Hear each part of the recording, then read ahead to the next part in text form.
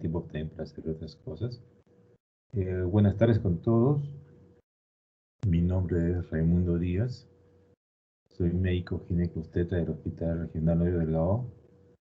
Y el tema que vamos a hablar hoy día va a ser sobre dolor pélvico agudo.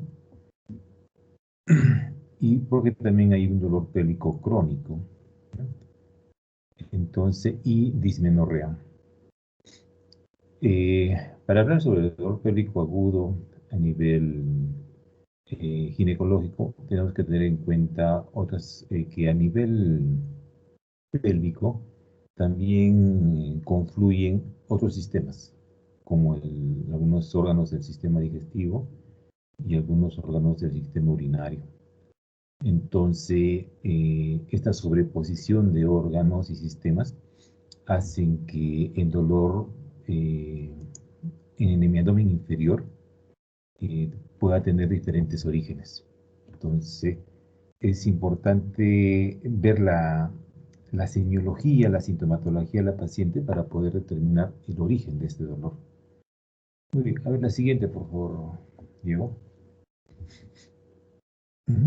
Entonces, el término de dolor pélvico agudo es el dolor que se presenta, como dice, en lo que es en el abdomen inferior, ¿no? Y la pelvis, pero que dura menos de 7 días.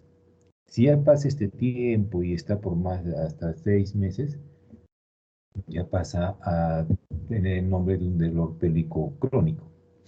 Entonces, por la ubicación, hablamos de lo que es mi abdomen inferior. Y ahora nos vamos a hablar sobre alguna patología más frecuente de lo que es la parte ginecológica. La siguiente, por favor, Tío. Entonces, cuando hablamos de dolor agudo a nivel ginecológico, tenemos, como ustedes ven en esta diapositiva, varias causas, ¿no? Ven ahí, la dismenorrea está primera porque es una manifestación, ¿no? Del dolor. La dismenorrea es el dolor durante la menstruación. Entonces, es la manifestación de varias patologías, no necesariamente ginecológicas, sino también obstétricas.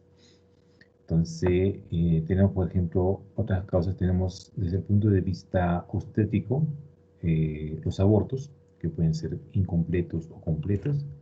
La EPI, o enfermedad inflamatoria pélvica, que es un proceso infeccioso ginecológico. La torsión ovárica, que se presenta cuando hay alguna tumoración en algún anexo. Puede ser a nivel de ovario o a nivel de trompa, puede ser una tumoración sólida, quística, o puramente quística o mixta, y que se tuerce sobre su eje del anexo, y esto puede causar un dolor agudo. Ya conocido embarazo ectópico, ¿no? La presencia de un embarazo fuera de la cavidad uterina y más frecuentemente a nivel de las trompas. Un absceso tubovárico, que es un proceso infeccioso que es secundario a una enfermedad pélvica inflamatoria que no es tratada adecuadamente. El dolor intermenstrual, ¿no? El dolor que se presenta, por ejemplo, cuando hay el dolor ovulatorio, ¿no? Con un pequeño sangrado vaginal al momento de la ovulación, y también este pequeño sangrado que se produce por la ruptura del folículo, ese causa dolor, y la poca cantidad de sangre que cae a cavidad peritoneal puede estimular el peritoneo y producir dolor, ¿no? Tumoración en ovarios, ¿no? En caso, por ejemplo, de tumoraciones que se pueden romper, ¿no? Aunque realmente las quísticas, ¿no? A veces por el tamaño eh, se, se rompen, y el líquido que cae a cavidad causa un cuadro peritoneal. Si hablamos de los miomas, hay tres tipos de ubicación de los miomas, pero el que se presenta generalmente con un dolor agudo es aquel mioma que es abortado a través del canal cervical, ¿no? O también puede haber, cuando hablamos de obstrucción del infundíbulo de salida, estamos hablando a la obstrucción que se produce a nivel del canal cervical, ¿no? Y que puede ser secundario a procedimientos en algunos casos, conizaciones a nivel de cuello uterino cuando se realizan este procedimiento en lesiones premalignas. Entonces, como ven, hay una variedad de diagnósticos de dolor pélvico agudo, ¿no? Ahora, cada uno tiene una sintomatología, signología, laboratorio y imagenología diferente, ¿no? Que nos va a guiar el diagnóstico. Pero todo es un cuadro agudo. El siguiente, por favor. Entonces, siempre, como toda historia clínica, sea de cualquier sistema, siempre tenemos que hacer una buena anamnesis. Siempre preguntar sobre los antecedentes patológicos y quirúrgicos, ya que no necesariamente el dolor agudo, no, como ya les mencioné, no solo es de la esfera ginecológica, puede ser de la esfera digestiva. Entonces, si la paciente ha tenido antecedentes de cirugías previas, puede cursar con bridas y adherencias y esto llevar a la formación, por ejemplo, de un vólvulo o una obstrucción intestinal, ¿no? Y tenemos que saber también preguntar el tipo de dolor que presenta, porque más o menos sabiendo el tipo de dolor de cada órgano nos puede ayudar a diagnosticar el cuadro al cual nos estamos enfrentando. Entonces, de los dolores que tenemos a nivel pélvico, tenemos básicamente el dolor visceral, el somático y el cólico. De los tres, el que está directamente relacionado a lo que es la esfera ginecológica es el dolor visceral y el dolor cólico, ¿ya? Ahora, hablemos del dolor cólico, ya que, por ejemplo, la dismenorrea puede ser descrita como un dolor que la paciente ya sabe, ¿no? Es un cólico menstrual, siente que algo se contrae y que por la intensidad le causa mucho dolor. Si hablamos de un dolor, por ejemplo, visceral, podemos hablar en el caso, por ejemplo, de un absceso tubovárico, que por irritación del peritoneo parietal produce el dolor. Casi algo similar a cuando hablamos de una apendicitis aguda. Ahora, las pacientes generalmente en ginecología, algunas vienen ya, cuando vienen con dolor, adoptan una posición antálgica que disminuye, ¿no? la intensidad del dolor.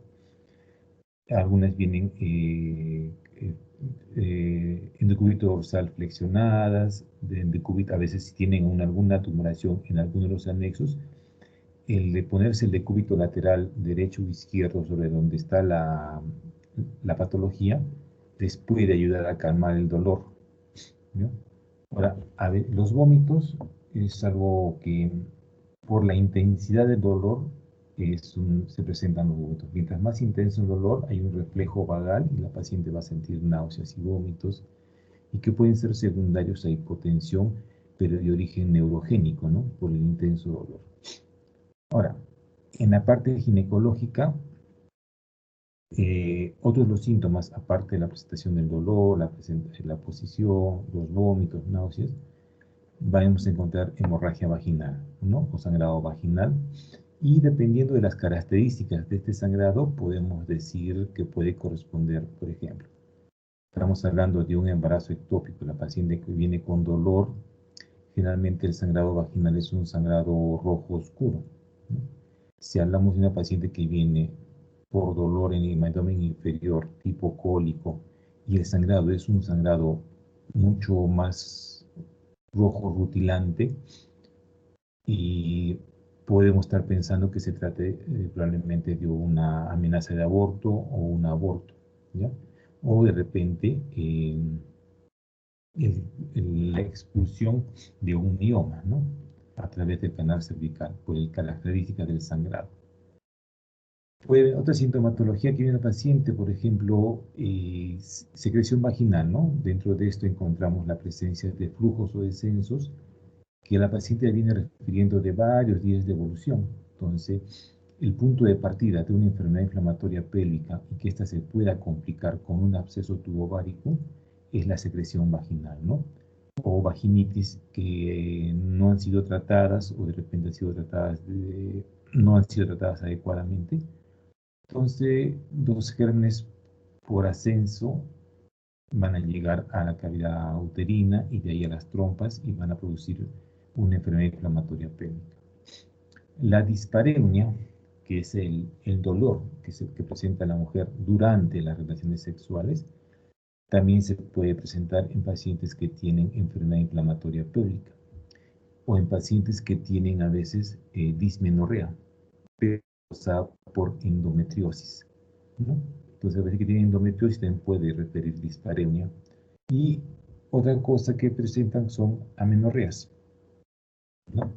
Entonces, dentro de lo que es más frecuente en amenorrea es que la paciente esté embarazada, ¿no? Y que venga en ese momento por una amenaza o un aborto, o en el caso de pacientes que tengan de repente síndrome de ovario poliquístico, pueden cursar con varios meses sin menstruación y de un momento a otro viene una hemorragia vaginal con intenso cólico, entonces se convierte ya en un cuadro agudo, ¿no? A ver el siguiente, Diego, por favor. La exploración física de la paciente, siempre les aconsejo a los residentes, a los internos, cuando todavía había los internos en el hospital, que la evaluación de la paciente, en este caso ginecológica, debe ser una evaluación general, ¿no? Rápida, pero general. No solo dedicado a la parte ginecológica, ya que si vemos, por ejemplo, la presencia de cicatrices abdominales, podemos pensar que tenga ya alguna adherencia que esté llevando al dolor, o de repente ha sido operada de alguna miomatosis, o de repente tenía una laparoscopía por endometriosis, ¿no? Ver también la presencia de hernias inguinales, ¿no? Que puedan ser causantes del dolor y no precisamente un problema ginecológico. De evaluar los ruidos intestinales, ya que si, por ejemplo, en un embarazo ectópico roto, la sangre a nivel peritoneal va a disminuir el peritastismo intestinal, entonces ya indirectamente estamos pensando que es sangre, ¿no? En este caso, que es muy diferente a un problema de una enfermedad diarreica aguda, ¿no? Y en ese caso el peritalismo estaría incrementado. En un absceso tubario roto, así como en la apendicitis, la presencia de secreción purulenta en cavidad peritoneal, también hay disminución o ausencia de ruidos intestinales, ¿no? Y siempre la palpación, ¿no? La palpación abdominal para determinar si hay signos peritoneales y si eso se encuentra sumado a fiebre y de repente la paciente ya tenía el antecedente de enfermedades pélvicas inflamatorias, podemos estar pensando en un absceso tubovárico o signos peritoneales con signos de hipotensión, ¿no? Palidez, taquicardia, hipotensión, paciente joven que no usa método anticonceptivo, pero sí tiene pareja y es sexualmente activa, entonces podemos pensar en un embarazo ectópico complicado. A ver la siguiente. Cuando nos vamos a la exploración pélvica propiamente dicha, tenemos que ver, ¿no? Si hay o no presencia de secreción vaginal, y cada secreción vaginal, más o menos por las características, nos ayuda a definir qué tipo de infección está cursando la paciente, ¿no? Si es una secreción blanquecina, grumosa, como leche cortada, nos habla de una infección por hongos. Si encontramos una secreción blanca o grisácea, espumosa y con lesiones a nivel del cervix, lesiones puntiformes eritematosas, estamos pensando en una tricomoniasis.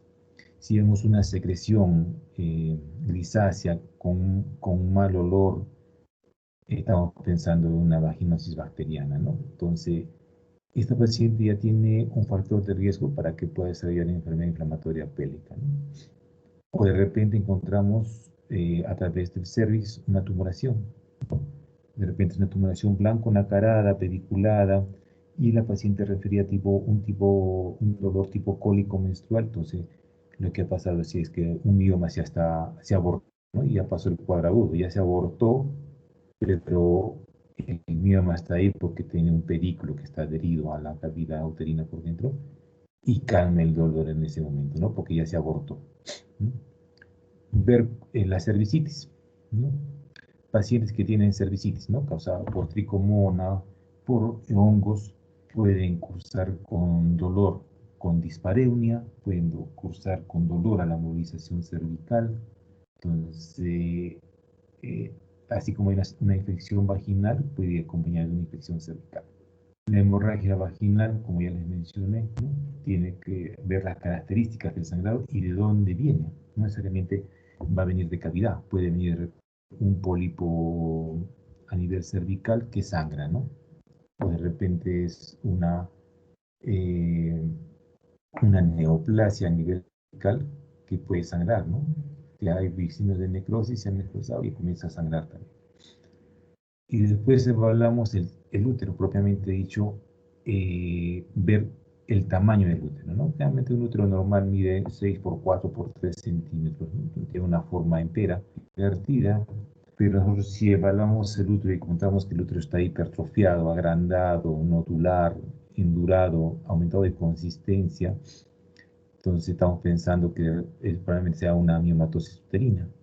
Ahora, si es una superficie más regular, un poco más reblandecido, pero aumentado de tamaño, estamos ya pensando que sea una adenomiosis, ¿no?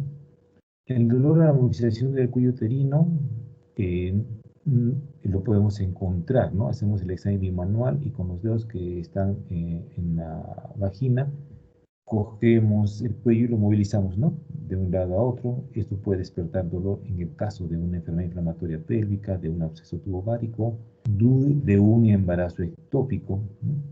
Porque al movilizar, al haber estos procesos pueden estimular la serosa visceral. Entonces, al movilizar el cuello uterino, produce dolor. Si encontramos a veces tumoraciones dolorosas anexiales, ¿no?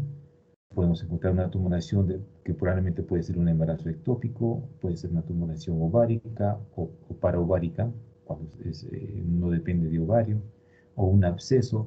Entonces, todo eso sumado a los diferentes síntomas, ¿no? Si tiene una fiebre, síntomas de hipotensión, si está embarazada, ya nos ayuda a dirigir el diagnóstico. Y la exploración rectal. Generalmente la exploración rectal la hacemos en pacientes que no han iniciado relaciones sexuales y o cuando queremos complementar la evaluación del examen ginecológico, ya que a través de la evaluación rectal también podemos buscar si no hay alguna sangrado a través del recto o queremos ver si la tumoración o el crecimiento uterino eh, compromete o llega hasta la pared rectal, ¿no? O en el caso, por ejemplo, de neoplasias cervicales, en ver si el compromiso de los parámetros, ¿no? En estos casos. Muy bien, la siguiente, Diego. Los exámenes auxiliares. Generalmente el dolor pélvico agudo lo encontramos en pacientes en edad reproductiva, ¿no? Son pacientes jóvenes. Entonces, cuando viene con dolor y le preguntas a la paciente si no usa algún método anticonceptivo y si tiene pareja y es sexualmente activa, lo primero que tenemos que hacer es descartar un embarazo. Entonces, tenemos que pedirle una beta-HCG para ver que puede ser en sangre, en orina, para descartar un embarazo y verificar y si hay un embarazo, ya tratarla como si, de acuerdo a la patología que encontremos, ¿no? Una amenaza de aborto, un aborto, una enfermedad trofoblástica, un embarazo ectópico, puede ser, ¿no? La biometría hemática nos ayuda, por ejemplo, vemos la hemoglobina. Si el paciente viene hipotensa, con signos peritoneales, palidez, y vemos la hemoglobina sale baja, estamos pensando que puede haber una hemoperitonía. Si tenemos una leucocitosis, estamos hablando de un proceso infeccioso, ¿no? Puede ser una EPI, puede ser un absceso tubovárico. El examen de orina, generalmente, como está muy cerca la vejiga, la uretra, los uréteres, descarta proceso urinario infeccioso, ¿no? Si encontramos secreción vaginal, podemos hacer un examen de secreción vaginal, ¿no?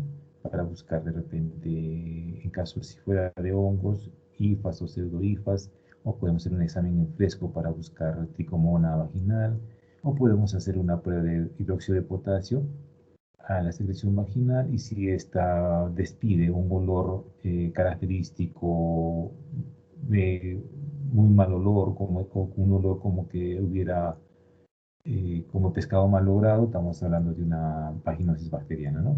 nos ayuda a complementar la evaluación. O también podemos tomar cultivo de la secreción que viene del cervix, ¿no? Entonces, también para determinar si hay una cervicitis, ¿no? Pero con la clínica, básicamente, y para complementar son los exámenes auxiliares.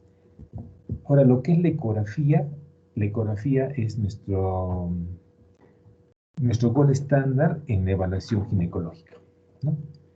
Toda paciente que viene con un problema ginecológico, le hacemos ecografía, que puede ser transvaginal, por ejemplo, las pacientes que han iniciado relaciones sexuales, y una ecografía transabdominal en las pacientes que aún no han iniciado relaciones sexuales.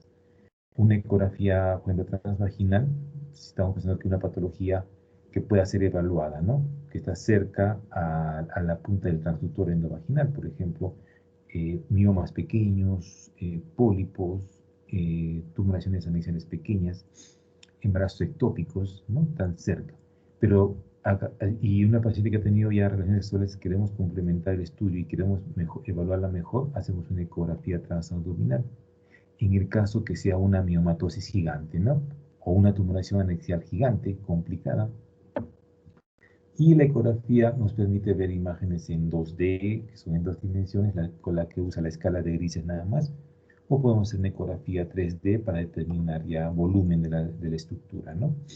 Y en algunos casos podemos usar la ecografía ginecológica o transvaginal Doppler. Por ejemplo, en los embarazos ectópicos hay imágenes que le llamamos en anillo de fuego cuando el ectópico está localizado en la trompa uterina. Hay un aumento de la vascularidad. Entonces, al colocar el Doppler, que nos ayuda a ver el flujo sanguíneo a determinada estructura, vemos que está rodeada por una buena cantidad de vasos sanguíneos, ¿no? Como un embarazo que necesita aporte sanguíneo. O también necesitamos, por ejemplo, para verlo en caso de miomas, para poder diferenciar un mioma de un pólipo a nivel de cavidad uterina, ¿no? Al colocar el Doppler, el pólipo tiene un flujo sanguíneo de un solo vaso que ingresa a la tumoración. En cambio, el mioma tiene una vascularidad peritumoral, ¿no? Entonces nos ayuda a diferenciar, ¿no? Para ver si es un pólipo o un mioma. La radiografía simple de abdomen no se usa mucho en ginecología, más la usan en la parte de gastrointestinal, ¿no? Por ejemplo, en casos de los bóbulos o bridas adherencias, para una radiografía simple de abdomen de pie, para ver la distensión de las intestinales, la presencia de aire a nivel subdiafragmático, ¿no? En nuestro caso no la usamos muy frecuente, ya que la ecografía nos da mucho más alcance que la ecografía. La TAS, la resonancia son complementarias, ¿no? Para ver algunas tumoraciones anexiales o úteros gigantes. Y la laparoscopía. La laparoscopía que nos permite hacer una evaluación en el caso, por ejemplo, de que queramos ver la cavidad pélvica por dentro, ¿no? Entonces, en este caso, lo usamos, por ejemplo, tanto diagnóstica y terapéutica. Por ejemplo, una paciente con miomatosis y se puede hacer el diagnóstico directamente o por ecografía, y también terapéutica para hacer o una miomectomía o hacer una histerectomía, ¿no? Dependiendo de la paciente y de la paridad de la paciente. O en el caso de que pacientes presenten endometriosis, se hace la laparoscopía para determinar dónde están ubicados los focos endometriósicos, y también terapéutica para extraer esos focos endometriósicos. O si la paciente presentara endometriomas, que son tumoraciones ováricas formadas por células endometriales, ¿no? Su diagnóstico y su tratamiento y extracción de estas tumoraciones. Muy bien, la siguiente, Diego. A ver. Entonces, ahí como ven las imágenes, la imagen de la primera superior izquierda es una ecografía endovaginal, donde vemos el útero normal, ¿no? Tiene esa forma de pera, invertida, la línea endometrial, el cuerpo uterino y el cervix, ¿no? Entonces, una ecografía endovaginal. La imagen que está al lado es una ecografía uterina, pero 3D, ¿no? Nos permite ver la cavidad, que es un triángulo invertido, la cavidad endometrial, la pared uterina, y si hubiera alguna tumoración se podría ver en 3 dimensiones. Otra herramienta que se utiliza bastante, ahora que está ganando bastante auge, es la histeroscopía, ¿no? es la colocación a través del cervix, es como una laparoscopía, ¿no? Ingresa una cánula con una cámara que ingresa hacia la cavidad, va examinando toda la vagina y también ingresa a cavidad uterina. De esa manera nos permite ver la cavidad uterina, como ven las imágenes que están acá, ¿no? Podemos encontrar pólipos, miomas, bridas, adherencias, DIU extraviados, ¿no? Entonces, y la estroscopía también es terapéutica, ya que si es un mioma que está en cavidad o un pólipo, un DIU, lo va a extraer, ¿no? En ese caso. Y la imagen que está en medio también se puede, es cómo ingresa la herramienta que va a cortar, ¿no? Es como el cono libre, ¿no? Usa energía y es lo que ayuda a seccionar. Otra herramienta que también se utiliza es la histerosalpingografía, y esta nos ayuda a ver lo que es la parte permeabilidad tubaria, ¿no?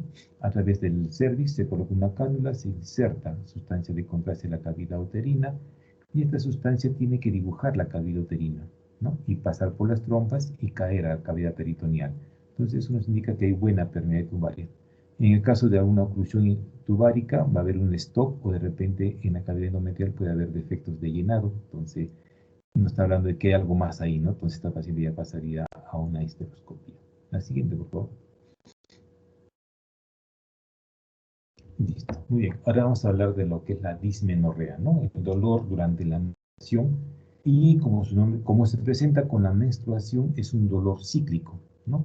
Así como la menstruación viene cíclicamente, el dolor es cíclico también, porque se presenta durante la menstruación. Y como ya les hablamos del tipo de dolor, es un dolor tipo cólico, ¿no? Tipo cólico menstrual. Y a veces por la intensidad del dolor puede producir náuseas, vómitos, cefaleas, se puede irradiar al lumbago, y en algunos casos puede producir hasta diarrea. Ahora, la dismenorrea puede ser básicamente de dos tipos, ¿no? Primaria, por ejemplo, cuando no hay una patología asociada. Estamos hablando, por ejemplo, de endometriosis, miomas, EPIs, pólipos, ¿no? Una obstrucción al flujo menstrual por una estenosis cervical. Entonces, si no hay ninguna causa eh, orgánica, es de causa primaria. ¿Y por qué se produce la dismenorrea en este caso? Acuérdense que para la que se produzca la menstruación, a nivel endometrial hay un aumento de las prostaglandinas. Estas prostaglandinas van a producir el dolor, va a producir también una vasoconstricción, entonces se produce también una isquemia miometrial, y de esa manera se descarga el endometrio. Pero también esta isquemia miometrial produce dolor. Entonces, se podría decir que es un proceso inflamatorio la dismenorrea, ¿no? Por el aumento de las prostaglandinas, cuando es el caso de la dismenorrea primaria, ¿no? Ahora, si hablamos de una dismenorrea secundaria, esa es la que tiene patología asociada. Endometriosis, lo más frecuente, enfermedad inflamatoria pélvica, miomas, ¿no? Miomas, adenomiosis, presencia de pólipos endometriales cervicales, o estenosis del canal cervical, ¿no? Obstrucción al flujo menstrual. Entonces, algo importante en la dismenorrea primaria, esta vez es mejora después de haber tenido un parto por vía vaginal, ¿no? Así lo refieren en los textos. Y como el proceso es un proceso inflamatorio, básicamente el tratamiento está dirigido a antiinflamatorios, ¿no? Podemos usar antiinflamatorios no esteroideos para disminuir la producción de prostaglandinas. Ahora, la dismenorrea también está asociada al volumen de sangrado menstrual. Entonces, se puede mostrarle anticonceptivos a esta paciente de tal manera que va a disminuir la cantidad de endometrio que va a proliferar, y va a disminuir, por tanto, la cantidad el endometrio produce prostaglandinas, entonces disminuye las prostaglandinas y va a disminuir la cantidad de sangrado. Entonces va a haber disminución del dolor. Dentro de los más usados podemos usar anticonceptivos orales combinados, que es donde hay tanto estrógeno y progestágenos, de tal manera que la paciente pueda ciclar y pueda arreglar solo a veces 7 días o 4 días, pero sin presentar una menstruación, ¿no? O podemos usar solo progestágenos. Por ejemplo, habrán escuchado hablar del dispositivo intrauterino del levonorgestrel, ¿no? Que es un DIU, pero en vez de usar cobre, como la T de cobre, usa levonorgestrel, que es un progestágeno.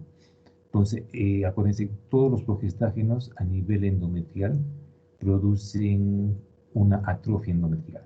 Entonces va a haber menor tejido endometrial, menor cantidad de prostaglandinas, ¿no? Y menor dolor.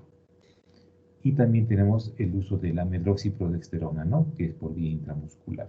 Lo que decimos en el anticonceptivo trimestral, ¿no? Que también son progestágenos. Entonces, básicamente la dismenorrea está en disminuir la inflamación, a disminuir la cantidad de tejido endometrial para que no haya muchas prostaglandinas y no haya tampoco, no sea necesario mucha isquema miometrial para que se descame ese tejido endometrial. Otros tratamientos que se usaban eran los agonistas de la GnRH. Dentro de ellos habrán escuchado hablar mucho del danazol, que es una sustancia antiestrogénica. Pero su uso ya ha sido un poco no tan frecuente ahora porque sus efectos adversos antiestrogénicos son muy severos, ¿no? Acuérdense que los estrógenos son necesarios para muchas cosas, ¿no? Los estrógenos tienen efecto sobre la mucosa vaginal. Si no hay estrógenos, ahí se queda vaginal. Si no hay estrógenos, disminuye la fijación del calcio a nivel óseo. Si no hay estrógenos, los síntomas del climaterio se presentan, ¿no? Entonces, por sus efectos adversos, no se está utilizando actualmente mucho. A ver la siguiente, por favor, Diego. Entonces, acá son imágenes para ver lo que es causa de dismenorrea, ¿no? En la primera imagen, la endometriosis, ¿no? Una imagen sagital de la parte ginecológica. Y los focos, las imágenes en rojo, por ejemplo, dentro de cavidad uterina tenemos el revestimiento endometrial normal, pero estas células endometriales, hay varias teorías que explican por qué es que encontramos células endometriales ectópicas, ¿no? Entonces, una de ellas es que hay una menstruación retrógrada, tanto como hay una menstruación que sale a través del canal cervical al exterior, puede haber menstruación que pasa a través de las trompas y caer en la cavidad peritoneal y formar focos por esas células endometriósicas. Entonces puede haber endometriosis en la trompa, puede haber endometriosis en el ovario y que van a formar los quistes endometriósicos o los quistes de chocolate. Puede haber endometriosis en el fondo de saco de Douglas, ¿no? Y a veces los pacientes cursan con estreñimiento. Puede haber endometriosis vesical, puede haber endometriosis en cavidad peritoneal, sobre todo la serosa parietal y visceral. Entonces, es una de las causas más importantes de dismenorrea, ¿no? Si hacemos una laparoscopía, podemos ver las imágenes típicas de la dismenorrea, ¿no? Acá está el útero y vemos estas imágenes medias que son células endometriales. Y como ven ustedes, la arquitectura normal está alterada ya, porque ven que la trompa como que está angulada, el fondo del saco de Douglas está ocluido. Cada vez que hay una menstruación, como es un proceso hormonal, todas las células endometriales donde se encuentren van a reaccionar a esto. Entonces va a haber producción de prostaglandinas y esa inflamación crónica sobre las estructuras va a crear al final fibrosis. Entonces la dismenorrea tiene mucha relación con infertilidad porque puede ocluir, puede distorsionar las trompas. En la imagen de la derecha vemos, ¿no? Endometriosis a nivel de la luz de la trompa uterina. En esta imagen de acá abajo de los miomas, la clasificación de la FIGO de los miomas, ¿no? Como ven, en los miomas que son tumoraciones benignas, ¿no? Formadas de músculo liso miometrial, pueden tener diferente ubicación a nivel uterino, ¿no? Y cada una da una sintomatología diferente dependiendo de la ubicación.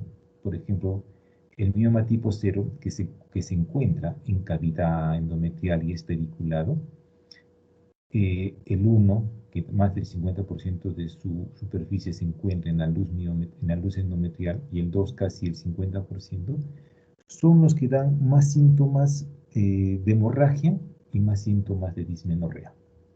Porque cuando hay un mioma, aumenta también la superficie de las células endometriales, ¿no? Y si aumenta las células endometriales, va a aumentar también la producción de prostaglandinas. Entonces, estas pacientes cursan con, aparte de la dismenorrea, cursan con hipermenorrea, ¿no? A medida que el mioma se va alejando de la cavidad endometrial, ¿no? Pueden ser intramurales, subserosos, ya no da tanta sintomatología. Más sintomatología de repente, menos dolor, pero a veces más de crecimiento, ¿no? De sensación de tener alguna estructura, algo que esté creciendo dentro de la cavidad abdominal. La imagen del medio nos habla de la presencia de los pólipos, ¿no? Tenemos pólipos endometriales que pueden presentarse en la cavidad uterina o pueden estar presentes a nivel cervical. Estos causan también metrorragias y también dismenorrea. Aquí tenemos un pólipo cervical, ¿no? Que está saliendo a través del canal cervical, que puede haberse abortado, causar un cuadro agudo de dolor, y una vez que está afuera, ya no causa dolor, pero sí causa metrorragias, ¿no? Y la imagen de la derecha es una histeroscopía donde se evidencia la presencia de un pólipo, ¿no? Y ven su vascularidad. El siguiente, a ver, Diego. Doctor, disculpe, el doctor Montes me dice que en todas las clases tengo que descargar la asistencia. Chico, un momentito, voy a descargar nomás la asistencia, va a ser un segundito y vuelvo a compartir la diapositiva. Listo, listo.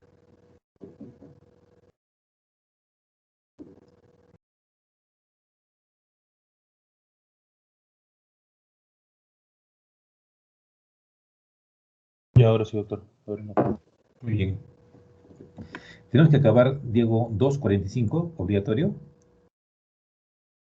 No obligatorio, doctor, pero sí, Ya, como, perfecto. como ustedes. Vamos a avanzar entonces. La siguiente, Diego. A ver. La siguiente, ahí me equivoqué. Entonces, lo vamos a hablar ahorita de las patologías que causan dolor agudo, ¿no? Tenemos el embarazo ectópico. Entonces, la implantación del blastocito fuera de la cavidad endometrial. Como vemos en la imagen, puede haber, el más frecuente es el que se presenta a nivel ampular. Y dentro del ampular, el que más se presenta o sea, a nivel tubárico, el que más se presenta es a nivel de la ampolla, el ampular, ¿no? Casi el 70%, porque es una zona donde a veces es más amplia, ¿no? Y ahí se implanta con mayor frecuencia. Puede haber ovárico, puede haber ísmico, puede haber cornual, ¿no? Puede haber abdominal, ¿no? Puede haber a nivel cervicuterino, cervical, y lo que está aumentando en frecuencia ahorita es los ectópicos a nivel de las cicatrices cesáreas, ¿no? Ahí como este acá. A ver, la siguiente. Entonces, para el ectópico hay que hacer una buena anamnesis, ¿no? Primero los factores que pueden llevar a un ectópico. Paciente que tuvo un ectópico tiene alta prioridad de hacer un nuevo ectópico. Pacientes que han tenido alguna cirugía tubárica, de repente recanalización tubárica, esa recanalización puede producir una obstrucción de la luz, entonces ahí se va a quedar atrapado el ectópico. Pacientes que fuman, ya que las fumadoras disminuye el movimiento ciliar de la trompa, entonces no va a haber un buen desplazamiento ya del blastocisto y se va a quedar ahí, ¿no? Pacientes que tienen EPI, especialmente las pacientes que han tenido procesos inflamatorios causados por clamidia, ya que la clamidia es un agente infeccioso muy frecuente en la infección. El problema es que no da mucha sintomatología, ¿no? Pero dentro de lo que puede causar a nivel ginecológico es obstrucción a nivel de las trompas uterinas. Pacientes que han tenido abortos espontáneos, ¿no? Que han sometido a abortos espontáneos, ellas pueden tener ectópico porque hay una disminución de la motilidad. Pacientes infértiles, ¿no? Que se les hace estimulación ovárica, ellas también tienen el riesgo de ser ectópico. A pacientes que tienen múltiples parejas sexuales, ¿no? Eso ya más porque puede presentar alguna enfermedad inflamatoria pélvica. El uso previo de dispositivos intrauterinos también no por causa del dispositivo, ¿no? En sí, sino porque si hay un proceso infeccioso, el dispositivo intrauterino va a hacer que un proceso infeccioso vaginal y la presencia de un DIU va a hacer que los gérmenes que están en vagina asciendan con mayor facilidad hacia la cavidad endometrial. O sea, no es en sí, sino que Si hay un proceso infeccioso es de repente por múltiples parejas, ¿no? No necesariamente por el dispositivo. La siguiente, a ver. La clínica de embarazo ectópico, paciente joven en edad fértil que no usa método conceptivo, sexualmente activa y que viene por un periodo de retraso menstrual o de amenorrea, ¿no? Y que acude generalmente por una hemorragia vaginal, como ya les mencioné, que generalmente es un color rojo oscuro, y presencia de dolor en el abdomen inferior. Ahora, estos pacientes, si es que el ectópico se complicó, o sea, ya se rompió y hay hemoperitoneo, y si el hemoperitoneo es en buena cantidad, puede producir dolor en el hombro derecho, ¿no? La umbalgia. Y este dolor en el hombro derecho ya es porque la sangre estimula el nervio frénico, ¿no? Recuerden que el nervio frénico está prácticamente casi bajo el diafragma, ¿no? Entonces se va a ver estimulado por la sangre y le produce un dolor referido hacia el hombro. Signos de hipovolemia, ¿no? Si hay hemoperitoneo, paciente pálida, taquicárdica, hipotensa. A la evaluación pélvica ahí podemos encontrar dolor a la movilización cervical, una tumoración anexial dolorosa, ¿no? Si la paciente se deja evaluar. Y si es joven la paciente con todas estas características, tenemos que pedirle primero una beta-HCG, ¿no? Para determinar si está o no embarazada. Y también podemos ayudarnos en los casos con la progesterona, ¿no? Podemos pedirle un examen de progesterona y si tiene más de 20 unidades por mililitro, esta paciente, si tiene menos de 10, es que es un ectópico, porque normalmente debe incrementarse, ¿no? Y un ectópico no te da la cantidad adecuada, es menos progesterona porque no hay una buena vascularización. Y el gol estándar para nosotros es la ecografía transvaginal, ¿no? Donde vemos una tumoración anexial, a veces hasta encontramos embrión con actividad cardíaca en la trompa, vemos el fondo de saco ocupado por líquido, que en este caso sería sangre, entonces el útero lo vemos vacío, de repente puede haber solo una reacción residual, entonces ya estamos frente a un ectópico, ¿no? La culocentesis, que es un espéculo que a través del fondo del saco posterior de la vagina, introducir una aguja con una jeringa y si encontramos líquido en ecografía, verificar las características de este líquido, ¿no? Puede ser sangre, puede ser pus, pero si tenemos toda esta signología y sintomatología, como que la fluorescencia ya se ha dejado un poquito de lado, ¿no? Porque la ecografía nos da mucho más datos, y además es un proceso invasivo. La siguiente, Diego. La paciente que viene con un ectópico viene con un dolor agudo. Ahora, hay que determinar si esta paciente puede darse de tratamiento médico o puede ser tratamiento quirúrgico. Determina que tenemos un tratamiento médico. Primero, la cantidad de beta-HCG.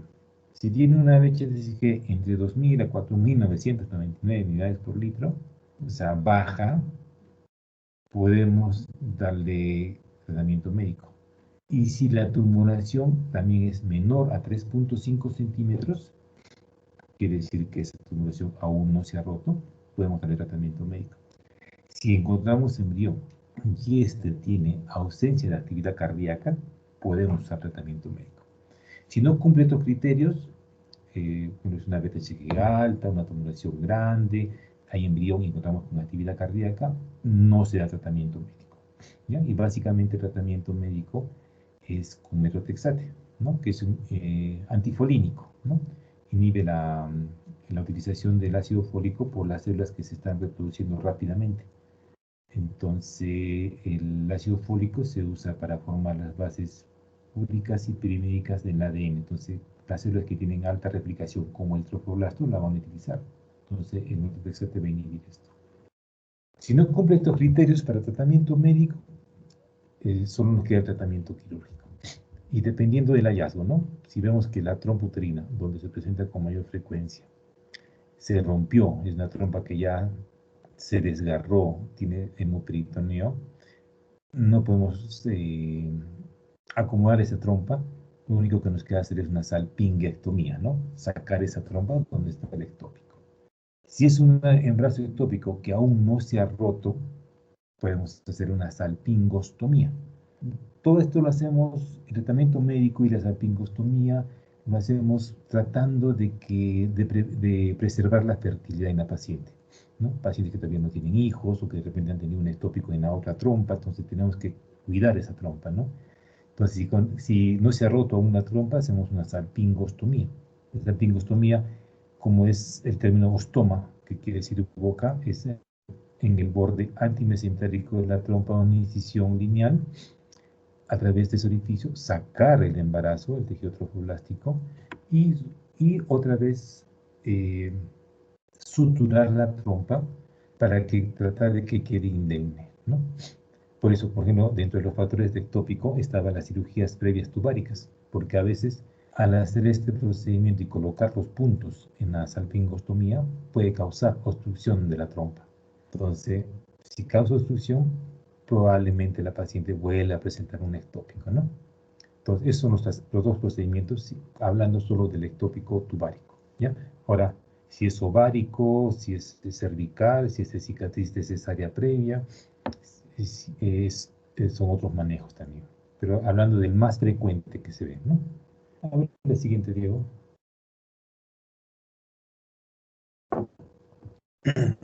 Ahí tenemos imágenes. La imagen superior izquierda tenemos hacia la derecha el útero y paralelo al útero el embarazo ectópico, ¿no? Y inclusive en esta imagen se puede ver el embrión con su vesícula vitera, ¿no? Entonces es un ectópico, ¿no? La laparoscopía, que es unos procedimientos que para hacer el tratamiento o puede ser cirugía abierta, entonces vemos la trompa uterina y a nivel de la ampolla, donde es más frecuente su presentación, una tumoración, ¿no? Que con aumento de volumen. Entonces es un ectópico. Acá, por ejemplo, tenemos de la derecha tenemos un ectópico cervical, ¿no? Un ectópico que se ha ubicado a nivel del cuello, porque vemos la cavidad uterina, el endometrio, que es donde está señalando la flecha, y a nivel de cervix vemos esta tumoración, ¿no? Y vemos un embrión. Entonces, un ectópico cervical, ¿no?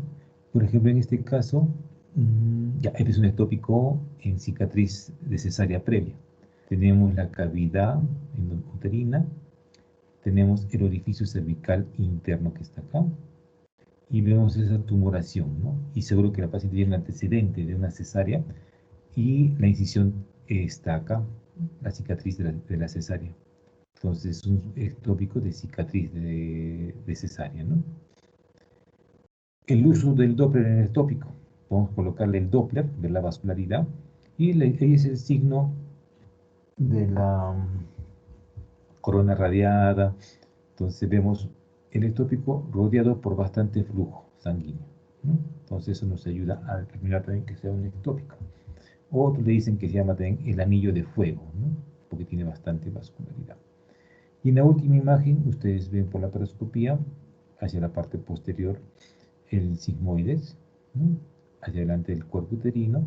Vemos el ectópico al lado derecho, ¿no? La tumoración que está acá, la trompa, pero vemos que ya se ha roto, porque tenemos hemoperitoneo en este caso.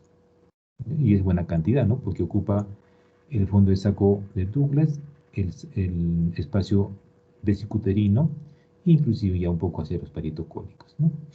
La siguiente, a ver, Diego. Muy bien, ya hablamos del brazo ectópico.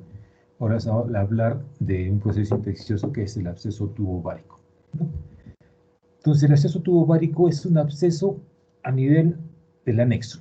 Puede estar comprometiendo solo ovario, solo trompa, o ya todo, a medida que pasa el tiempo, formarse un complejo, ¿no? Un complejo. Entonces, es un proceso inflamatorio que afecta tanto trompa y ovarios, secundario a una enfermedad inflamatoria pélvica, ¿ya? Entonces, las personas que tienen EPIs pueden tener riesgo de hacer un absceso tubovárico. Y como es un proceso infeccioso, aparte del dolor agudo que presenta la paciente, se va a acompañar de fiebre, el hemograma con leucocitosis, y vamos a tener una palpación, una masa anexial dolorosa, también como en el ectópico, ¿no? Pero en el ectópico no hay fiebre, no hay leucocitosis, más hay anemia, ¿no? Cuando hacemos la ecografía de esta paciente, aparte de los antecedentes que le hemos preguntado y lo que hemos encontrado en la evaluación como el ectópico, ¿no? Una masa anexial que le duele, dolor a la administración cervical, de repente hay signos peritoneales, ¿no? Porque el absceso estimula al peritoneo, de repente ya se ha roto, entonces ya encontramos signos peritoneales. Y el gol estándar para nosotros, la ecografía, ¿no? Ecografía encontramos a nivel anexial una masa quística, tabicada y ecos internos, ¿no? Es una imagen heterogénea, es muy diferente al ectópico, pero cuando el ectópico se rompe, también nos puede dar esta misma imagen. Entonces ahí puede confundirse un absceso con un ectópico roto, porque el ectópico roto ya está lleno de sangre y coágulos. Entonces los coágulos pueden dar imágenes quísticas, tabicadas y con ecos. Pero la anamnesis nos ayuda a diferenciar entre ambos, ¿no? Si tiene beta-HCG positivo, si tiene útero vacío, no tiene fiebre, no tiene leucocitosis, este es un ectópico. Si tiene leucocitosis, fiebre, imagen tabicada, la paciente está con signos de sepsis, entonces es un absceso tubovárico. Y hacer un proceso infeccioso, pues si es que el absceso es pequeño, podemos darle antibiótico terapia de amplio espectro, ¿no? Tratando de cubrir tanto aerobios como anaerobios, porque acuérdense que la flora microbiana vaginal es polimicrobiana. Entonces tiene que ser antibióticos que cubran las tres estirpes básicas de microorganismos, ¿no? Positivos, negativos y anaerobios.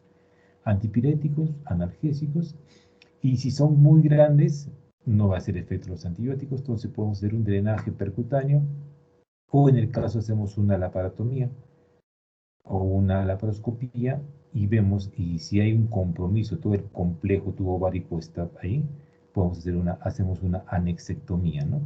Si el cuadro es mucho más extenso, ya con compromiso de útero, podemos llegar a hacer una histerectomía por una peritonitis, ¿no? Por un absceso tubovárico. Entonces es un proceso infeccioso. La siguiente, a ver, Diego.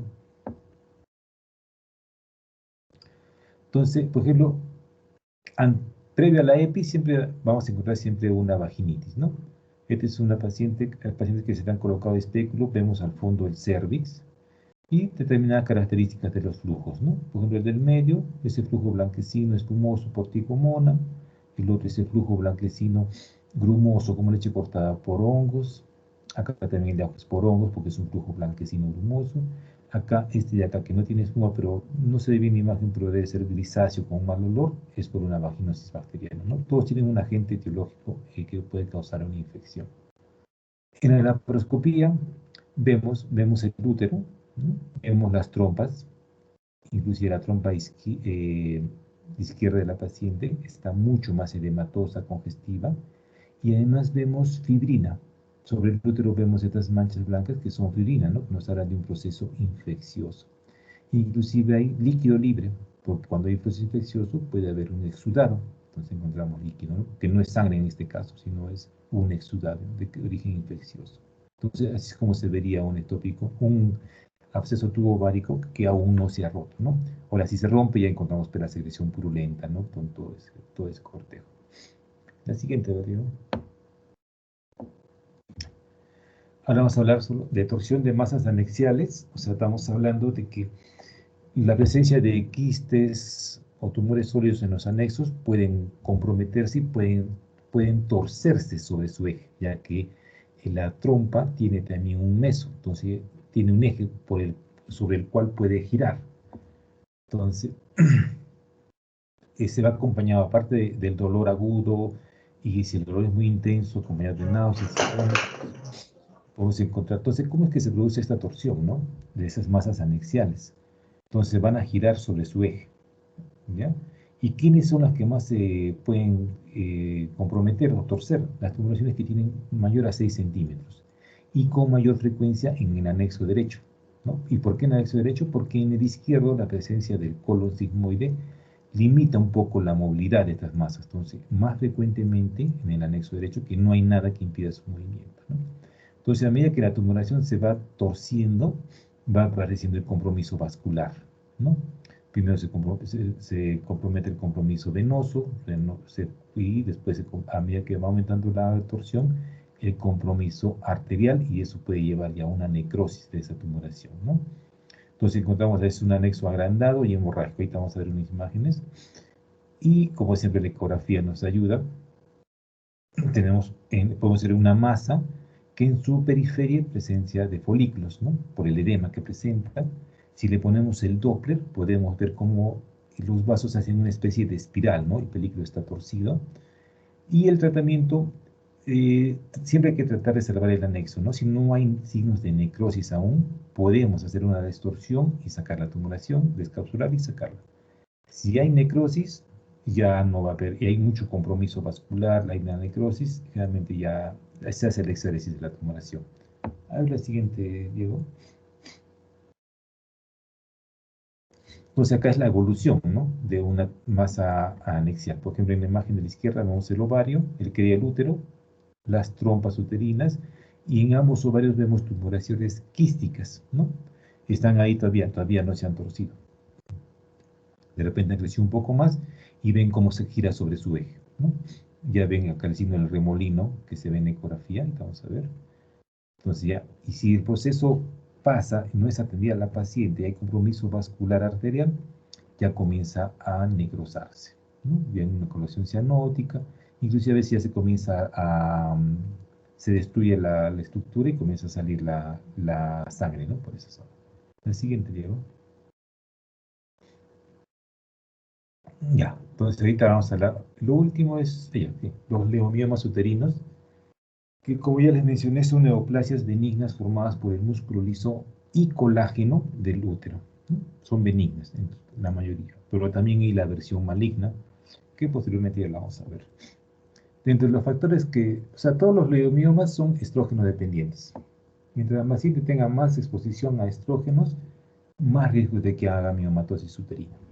Entonces, hablamos de una menarquia temprana, ¿no?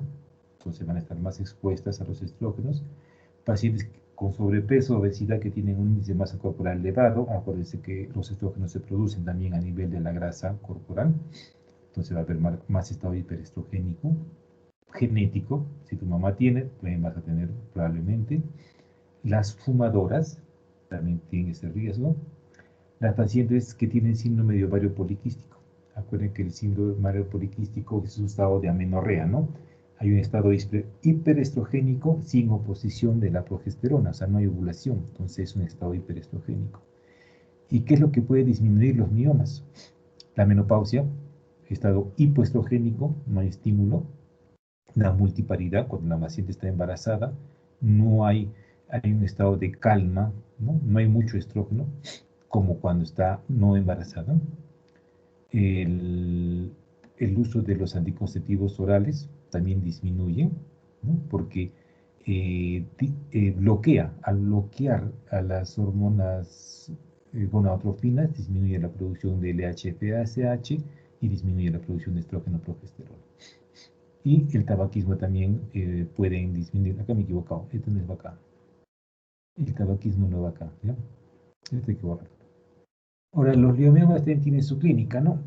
Y el que da un cuadro más agudo, como ya les mencioné, es el prolapso o el aborto de un mioma, ¿no? Porque los miomas que están en la superficie, que no son pediculados, no dan tanto cuadro agudo. Entonces puede haber sangrado vaginal, si los miomas son muy grandes, una sensación compresiva, la infecundidad también, porque los miomas en cavidad endometrial distorsionan la cavidad uterina y hay una pensión infértiles. Y como les mencioné, los miomas que dan cuadros agudos son los que se abortan, ¿no? Los miomas por ejemplo, el tipo 0 pediculado, esos pueden abortarse a través del cervix y producir el cuadro agudo. A mayor, como les mencioné, ¿no? Los miomas van a llevar a una mayor superficie endometrial, más prostaglandinas, más dismenorrea.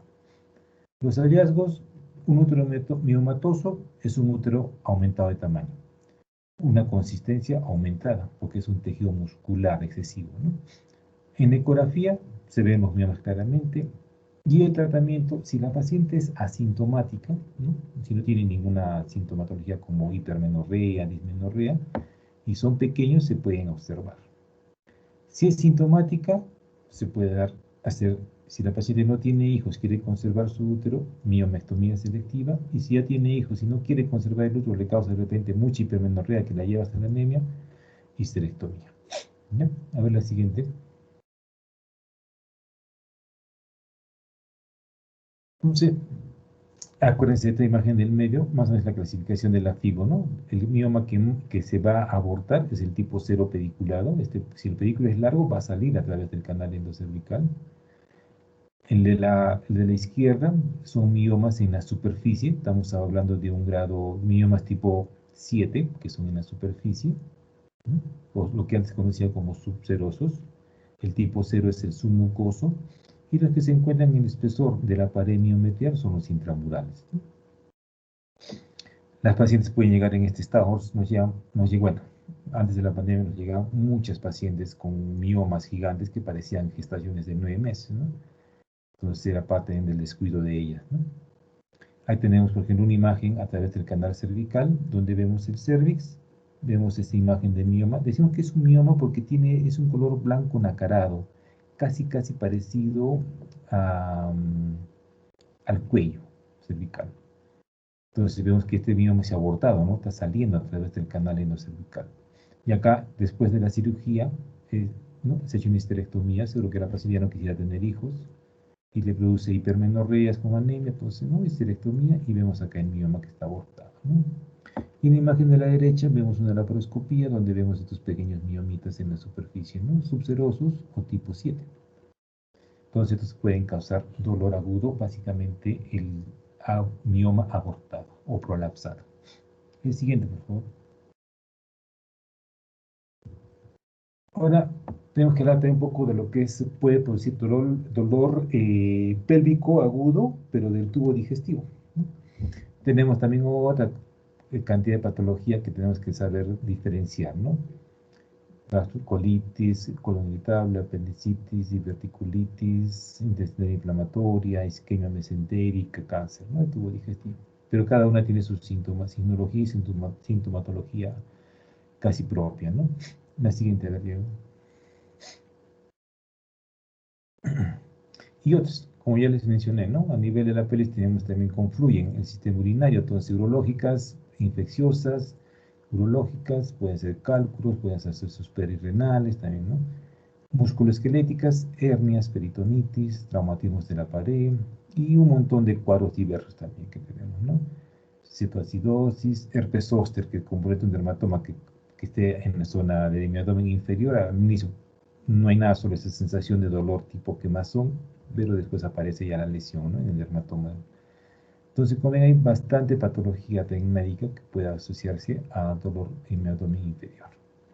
Muy bien, esa es la última diapositiva, Diego. Creo que he tratado de resumirlo lo más que he podido. ¿Alguna pregunta?